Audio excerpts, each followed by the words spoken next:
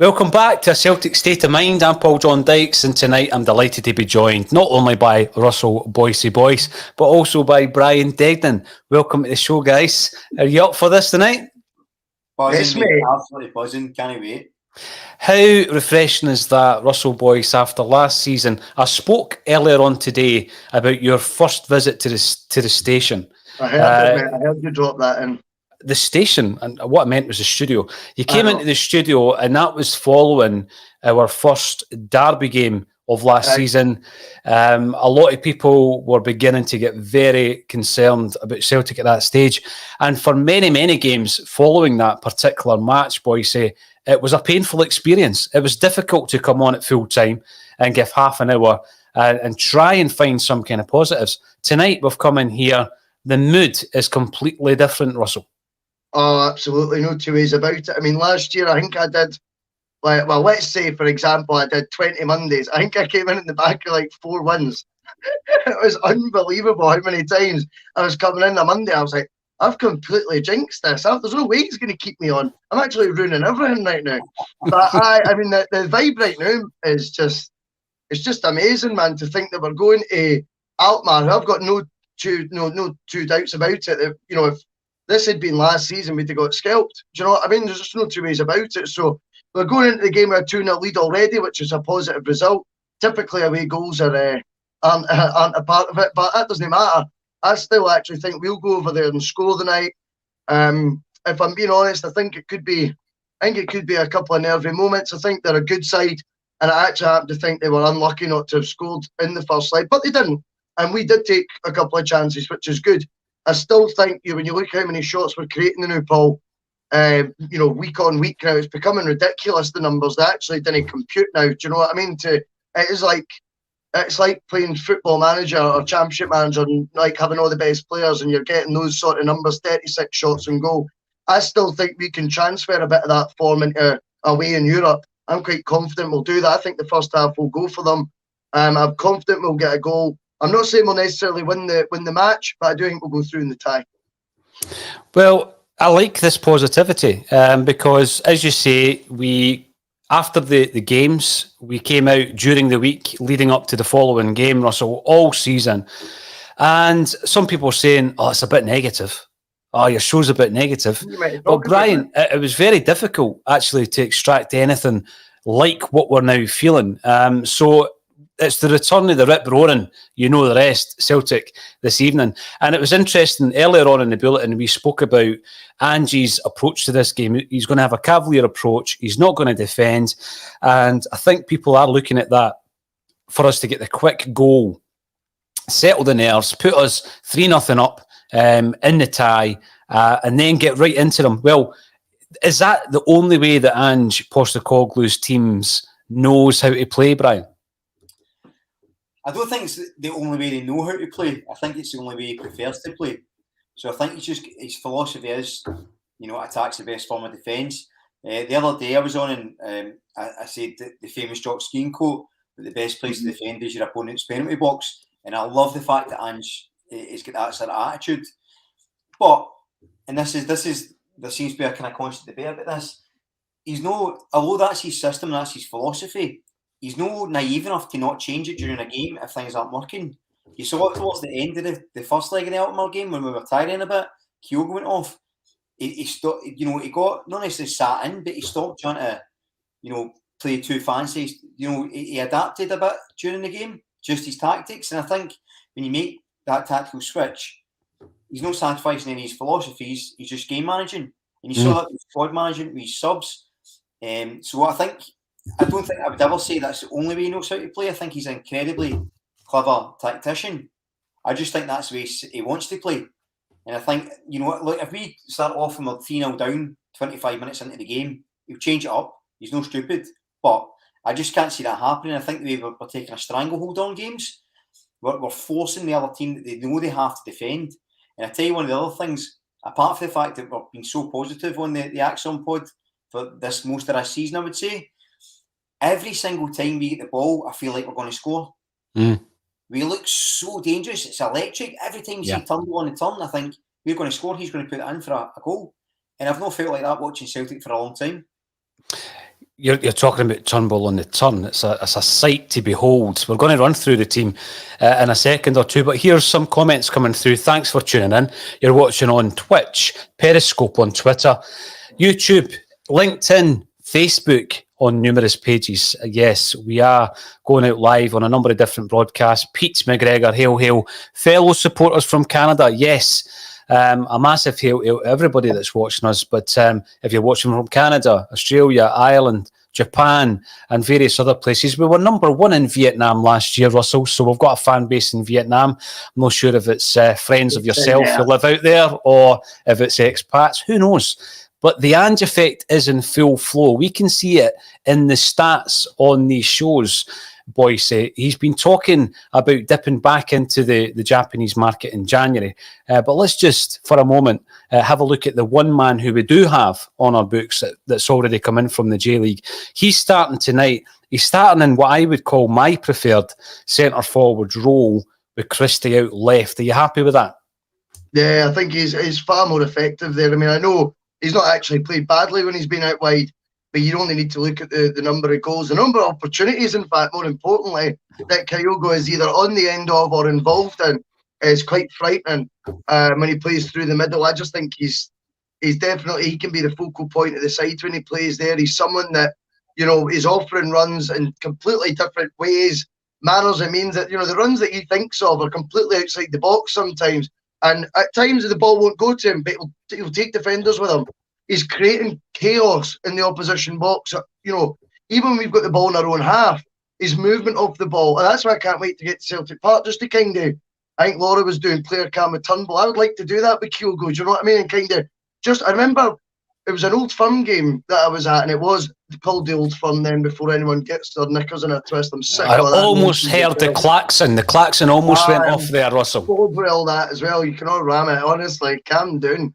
But I think with regards to like that game that I watched, Robbie Keane was up front and he was outstanding off the ball. That was the thing that got me the most for his performance. He was dragging them all place, and I think Kyogo can certainly do that for us tonight. I think up front, I was definitely the position I would rather he had played for us. And I think the thing is with Edouard, as much as he's been sacrificed, it's still for the benefit of the team. As much as Edouard, you would say, is definitely in the best 11 players Celtic have in the squad, is he part of the best starting 11? And at this moment in time, unfortunately for Eddie, he's not. And that's not based on attitude. That's based on just right now, the guy in form is Kyogo, and he's not going to get the jersey off him anytime soon on current form. No, I would agree with that. And I've been saying in relation to Kyogo, Brian, I don't think anyone would disagree. He just seems so much more effective through the middle. Not to say that he's ineffective on the left, but he's dynamite when he's playing through the centre. Ryan Christie, incidentally, will make his 150th appearance for Celtic tonight. So great to have Ryan Christie back in the starting lineup on the left-hand side with Kyogo going through the middle. But going back to a point Russell made earlier there, Brian, great player to have on the bench in Eddie. Well, absolutely. And I think Colin and I were having our usual disagreements about who would start the other day. And was Colin looking for Leo Connor at right back again? I think he was looking for Leo Connor up front. But sorry, Colin, you know we love you, mate. But I think what Eddie gives you off the bench is a different dynamic. You imagine being a defender having to mark Kyogo, Christie, and Abada. I know. 65 minutes. The amount of running you would have to do, you'd be tied in knots. You wouldn't know if you're going for a New York or New Year. Do you know what I mean? You ball over again. And then Eddie comes on and offers that different dynamic. Just to pick up on something Russell said, so I was lucky enough to go to the first leg at Parkhead, a very rare time I was in Glasgow. And you're right, see the movement of Kyogo. Wow. And it's really special. And I tell you the other thing I noticed, Alkmaar are a big side. They're big physical boys. They're athletic. They're strong. And they're laying it into him. And the wee man was taking it. He was taking his dumps. He was standing his ground. He wasn't rolling about. He was getting on with it. He's got a bit about him. Kyogo, you know, he's quiet and he's nice and he goes about his business, but he won't be bullied. And I think we'll see that tonight. I think that's almost ideal for him is the outball. Because with his pace and his movement, as you say, Russell, and you said before, when he drags players out, all you need is Turnbull. He collect that ball outside his own 18-yard box and ping a diagonal over, and he's on it. So we can change up our play so much during that. We can play through the middle. Rogic can hold it up in turn. So, and then to be able to bring a guy like Eddie off the bench, I think is absolutely great position to be in. No, it definitely is. Now, dipping back into the comment section. Sorry, Russell, yeah. Callum McGregor's 150th appearance. It must be more Ryan, than that. Ryan Christie's. Oh, I thought you said Callum McGregor. I've been sitting there in my head, and I'm mad with numbers. I'm like, doesn't it add up? Doesn't it add up? But Ryan Christie, that's why. Callum McGregor will make his 335th appearance for Celtic tonight. That sounds about right. This season. Yeah. You and numberology, love it. William Peden is watching from Dubai. What happens in Dubai stays in Dubai. Remember, William, don't mention Dubai. And Gary Byron is in Valencia. All the way from Brunei is Gary McDowell, and we go on. It's brilliant to see the worldwide Celtic fans tuning into a Celtic state of mind. Giannini Fraser from Texas, USA, and it goes on. So let us know where you're watching the podcast. Morning, gents from Melbourne. They need to get up dead early to watch this. But by the way, it's worth it, isn't it? Loving the podcast. Boys will get the job done. I think last season, Christie might have just pressed snooze a few times on that alarm and then just fell back asleep rather than going wherever it has to go to watch the game. Different story this season, though. And you've already mentioned someone else from Australia in Tom Rogic. Russell, he's one of these guys that, he's come right back out from the dark. He's been resurrected. He's like Lazarus this season. I think a couple of weeks ago, I referred to somebody as Lazarus from the Flames because I like just to take two different sayings, merge them into one and just make up a completely original one. But he's like a phoenix from the Flames, an old fantasy football reference. He's been like Lazarus. He's looking trim. He's looking great. And when he's got the ball, there's often, and I've said this a couple of times, no one else on the park can do what Rogic does. Maybe Turnbull to a degree. That ball retention, he's got a magnetic foot. How big a player will he be for us tonight, Russell? Well, the things he can do with a football in a pair of slippers is the most baffling thing, Paul, because I generally don't think he plays in football boots. The guy is a joke. He definitely has a creative mind on the pitch. I think you'll need to look at his assist the other week where he's decided to do a sort of, he just sort of knock it over the boy's head before whipping in across any winger would be proud of. He's capable of anything on his day. I actually happen to think he might be our best player this season so far. I think the difference he's brought to the team, I certainly think he's got the imagination that works when you've got amazing runners like we've got. You need someone who has the imagination and then the execution to sort of feed these guys, right? And I think Rogic, his through balls are a joke. He puts it on a plate for people left, right and centre.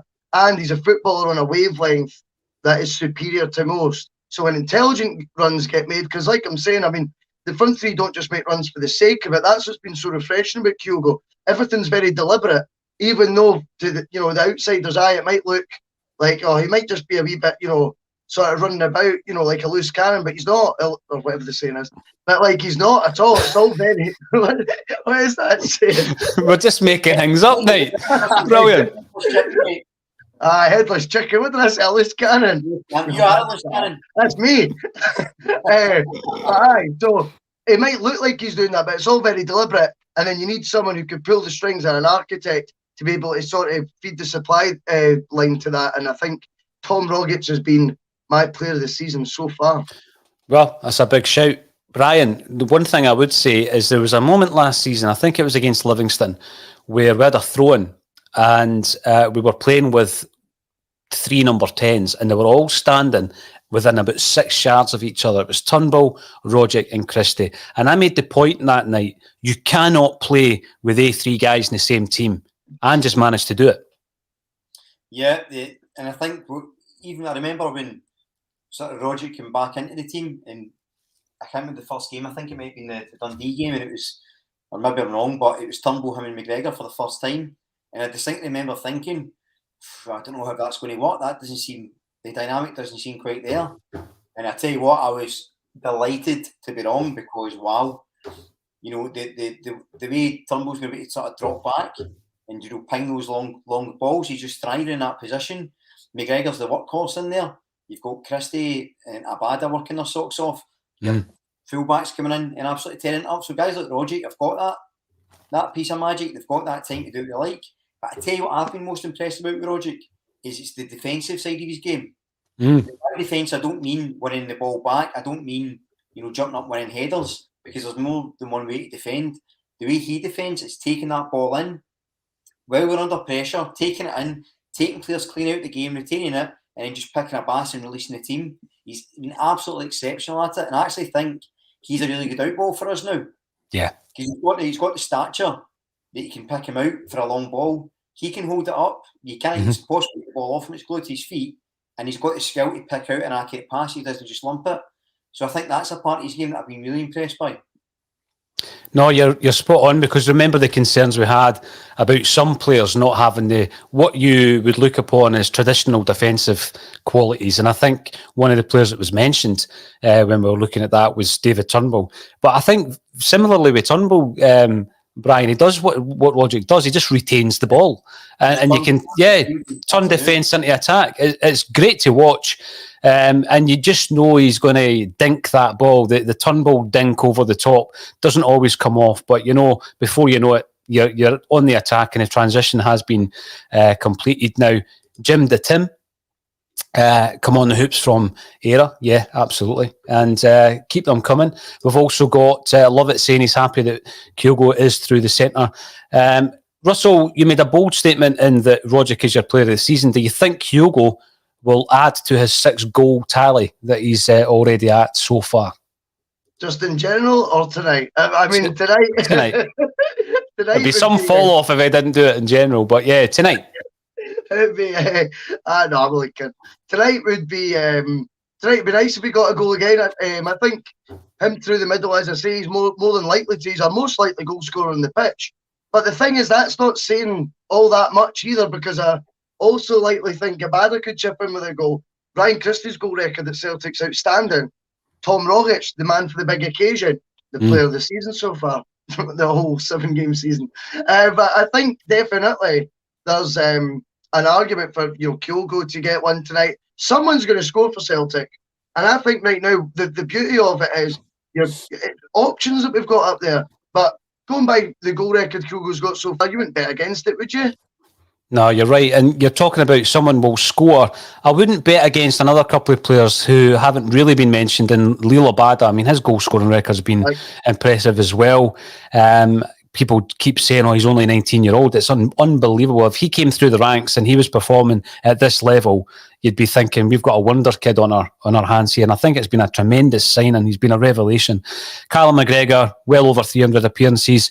He likes a European goal. He scored 13 European goals already. So it wouldn't surprise me if he added to that tally as well. But let's have a wee chat about the defensive area in the park as well. We had a real issue last season, chopping and changing the goalie. How can you get the defence settled when there's a different keeper behind you?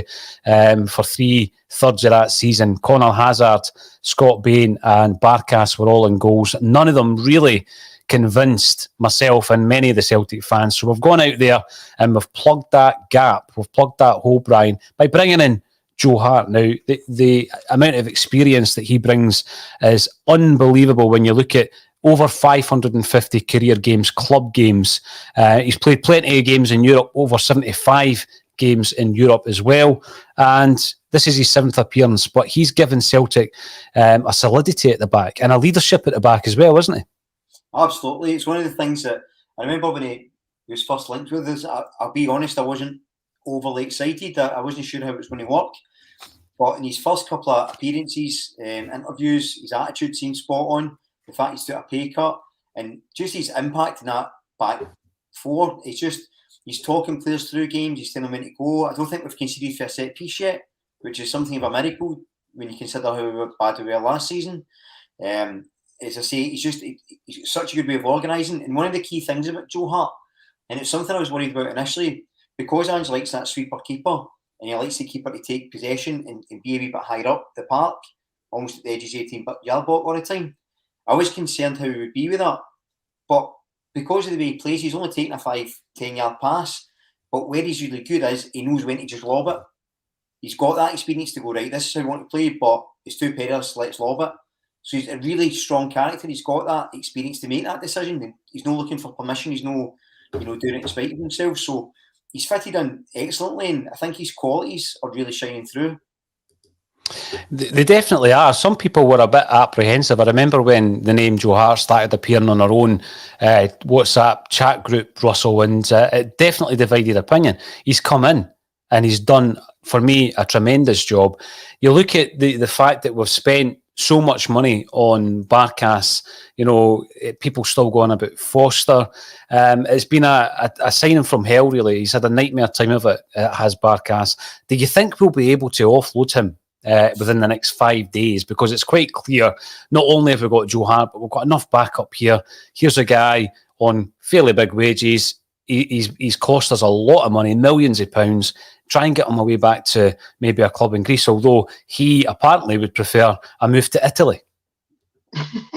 No bother, mate. Just picking. So would I, by the way, but there you go. Just quickly on Joe Hart as well. I don't know if you've seen Callum McGregor's interview. I think it was on today. It was on Sky Sports. It was on Sky Sports News today. And he was basically talking about Joe Hart's impact. And what he was saying was, Joe Hart's in that gym. He goes, all out hours, like out of training hours, you'll still find him in the gym. And not only that, it'll be him who's tidying up the dressing room and all that behind all the players. I like stuff like that. I thought, wow. Yeah. He says, so it's not just what he's bringing on the pitch. He goes, but that attitude, he goes, is infectious, or words to that effect. I'm paraphrasing now as usual. But he said something like, that's really seeping through the dressing room, that sort of attitude. And I think that's brilliant because he is a senior player and what is a pretty young starting 11 now.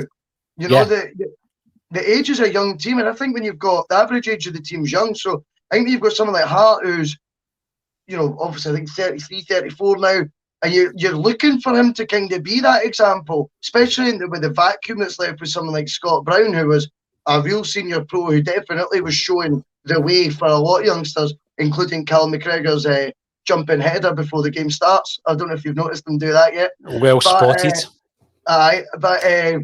With regards to Barkas, we've got to be.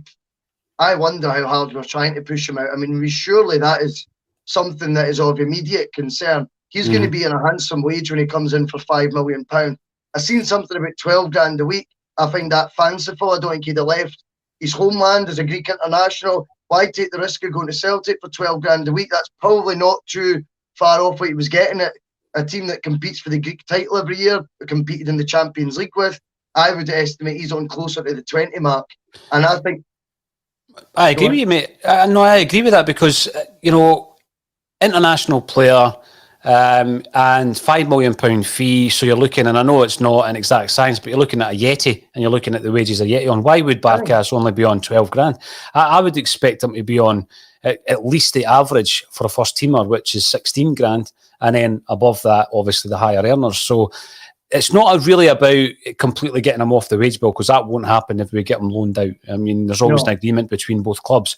But, there's two aspects of this, and I mentioned this the other day, because one of the other guys that I reckon needs to be removed and offloaded is Bolingoli. He's on the bench tonight, which is unusual because we've got two left backs on the bench. But I think the bench, actually, although there is some quality in there and there's some experience when you look at the likes of Beaton, I still think that when you look at a bench on a European night at the moment, it shows you just how lacking we are in depth. And it's actually quite frightening when you've got Shaw and Urigidi on there who haven't kicked a ball for the first team yet. And that's a bit of a concern. But I would definitely be looking to offload two of the guys that are sitting on the bench tonight in Barkas and also in Bolingoli. How difficult will that be, though, Brian? I mean, these guys, are they now kind of viewed as damaged goods, do you think? It's interesting. So I was thinking about this the other day after we had a chat about it. And obviously, we've heard a lot of rumours about who's actually conducting the transfer negotiations for Celtic at the moment, because we don't have the proper recruitment process in place. So is that person, is their only job to get players in just now? Do we actually know if someone's actually actively trying to trim the squad? I'm not 100% sure, because I think it's very strange that guys at Bolingoli, Barkas are still there. Mm-hmm. Given how risk averse Celtic are as a business strategy, it seems insane to me that there's so many people, because the actual numbers of the squad are quite big, despite the fact the quality in depth isn't great. And I think it's strange that there's a lot of players still there on decent wages. And I think if there was a sort of a business strategy in place, it would be get them away. I just don't know if whoever's dealing with the transfers I know it's not someone that normally deals with them. So it could be the case their only remit is, look, get these players done, get these deals done, we'll worry about the rest later. I'm not sure, it's just a wild theory.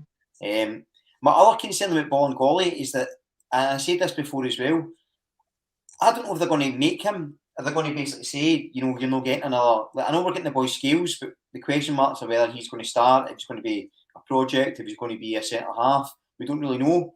So they look at it and say, well, you've got Taylor and you've got Bolingoli's backup. You don't really need another £4 or £5 million outlay. So it could be the case he's maybe just having to play Bolingoli at some point, because the reality is you can't play Taylor every game. You can't play any player every game, no matter how good they are or not. So it's going to be an interesting couple of days, but I honestly don't know if I can see any outgoings at the moment, because there's been very little, actually, very few players have actually left. Well, see what's mad, right? Yep. See what's interesting. See last season, right? There was a lot of talk of, oh, you wouldn't be focusing on the off-field stuff if we were still winning. You know, no one was interested, apart from Kevin Graham, apparently, that we weren't being run right. Have we slightly, maybe, and because we're obviously all trying to be positive in that, but see if the results hadn't went our way in the first opening 10 games of the season, and obviously there's still been a couple of poor ones at the beginning, but what we've seen since has filled us with optimism. There's no two ways about it. But have we taken our eye off that fact that who is running transfers at Celtic? Because see if results weren't going our way right now, that would be a headline in a bulletin. That would have been a headline in a bulletin by now. Who is conducting the transfer business at Celtic? You can guarantee it would have been. And I wonder if, as a fan base, it is something that happens, that what happens on the pitch dictates your perception of what happens off it sometimes. You know what I mean? Because it's undeniable. See when Brian's saying that there, I'm sitting there going, he's right. Who is actually even conducting these transfers right now? We've had rumours of Desmond being the sort of main influence in McCarthy and Hart, albeit Ange gets to say yay or nay, but they're kind of put to him. Scales is apparently meant to be a Desmond signing, although the bus is revving up for him as we speak, because I've seen a 2-minute sort of, you know, video. I know you can't judge on that, but he looks a baller. But I mean, you've had all these question marks. The agent thing with Abada. So you're sort of looking at all these sort of question marks and going, imagine if we weren't getting results right now. We'd be pinning down all those factors and then looking at Bolly still being at the club, Barkat still being at the club, and going, what's going on with the transfer strategy at Celtic? No wonder we're not doing too well. But the fact is, the results in the pitch are completely like, do you know what I mean? Like, sort of masking all that, and we're kind of rolling with it. I think you're right. I think that's what happens. Like, you almost get disguised, you know, because it's so exciting to be a Celtic fan just now because the team's performing and it's good football and everyone's buying into Ange, and you do tend to sort of, I suppose, overlook a wee bit so in the background. The only thing I would say, just for some balance, is I think Ange kind of came out and basically said he's going to deal with all the background issues in the structure once the transfer window's done. That's his main priority. So I think that's a live fears a wee bit as well. But you're spot on when we're playing well and we're scoring goals and you're cheering at Parkhead and you're enjoying yourself and have a few beers. The last thing you're thinking about is who's doing the transfers. Aye. If we're getting scalped every week and there's no players coming in, the first thing you think about is who's doing the transfers. So you're right enough in your point. And if I'm just saying that, though, you can't transfer players out once the window's shut. So it's a bit of a catch-22. It's a prioritisation thing. We're thinking get the squad numbers up, then we'll start to sort of slash it. I don't know. It's just a theory.